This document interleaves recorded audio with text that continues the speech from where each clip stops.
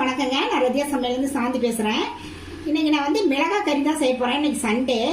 நான் எப்படி செய்கிறேன்னு உங்களுக்கு செஞ்சு காமிக்கிறேன். ஃபஸ்ட் டைம் வீடியோ பார்க்குறவங்க தான் சப்ஸ்கிரைப் பண்ணிக்கங்க.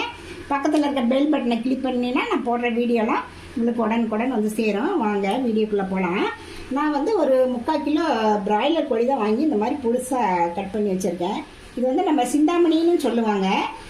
இதில் வந்து வரமிளகா வந்து இந்த காஷ்மீரி சில்லி மிளகா வந்து ஒரு 5, இந்த மிளகா ஒரு 12 மிளகா நாம் நார்மலாக யூஸ் பண்ணுற மிளகா அது 12 எடுத்து வச்சுருக்கேன்.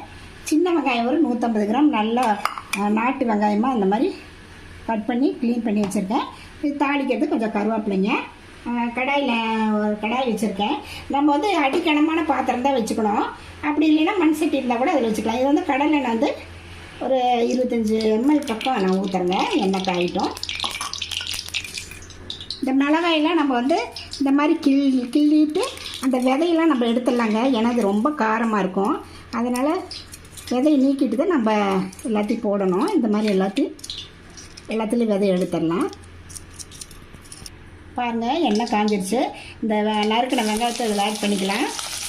வெங்காயம் நல்லா வதங்கட்டும். பாருங்கள், இந்த மாதிரி விதையை நீக்கிட்டு நம்ம கட் பண்ணிக்கணும். இந்த விதை வந்து நான் சாம்பார் தூளுக்கு இதை அரைக்கிறப்ப நம்ம இதை சேர்த்துக்கலாம். அது வந்து இந்த மிளகாய் வந்து இதோட சேர்த்துக்கலாங்க. அப்புறம் கருவேப்பிலை வந்து கொஞ்சம் வாசத்துக்கு இது போட்டு இது வதங்கிட்டு 1 நிமிஷம் வரமிளகா. கட் பண்ண சிக்கனை வந்து இதில் ஆட் பண்ணிக்கலாங்க. சிக்கன்லேயே தண்ணி விடும். நம்ம நாட்டுக்கோழியாக இருந்தால் ஒரு அரை மணி நேரத்துக்கு மேலே வேக வைக்கலாம். இதில் ஒரு 10-20 நிமிஷத்துலேயே வெந்துடும்.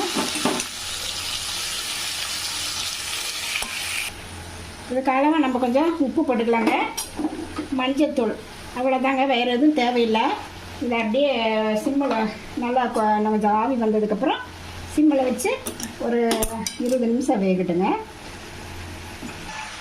பாருங்கள், நல்லா மிளகாயோடு சேர்ந்து நல்லா இதாகிடுச்சு, வெந்துருச்சு.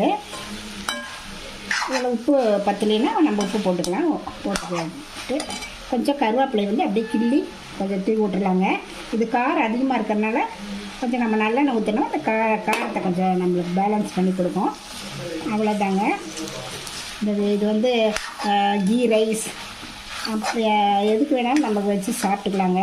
இது ரொம்ப டேஸ்ட்டாக இருக்கும். இந்த வீடியோ பிடிச்சிருந்தா நீங்கள் ரதியா சமையல் சப்ஸ்கிரைப் பண்ணுங்கள், லைக் பண்ணுங்கள், ஷேர் பண்ணுங்கள். அடுத்த வீடியோவில் வேறு ரெசிபியோடு சந்திக்கிறேன். வணக்கங்க.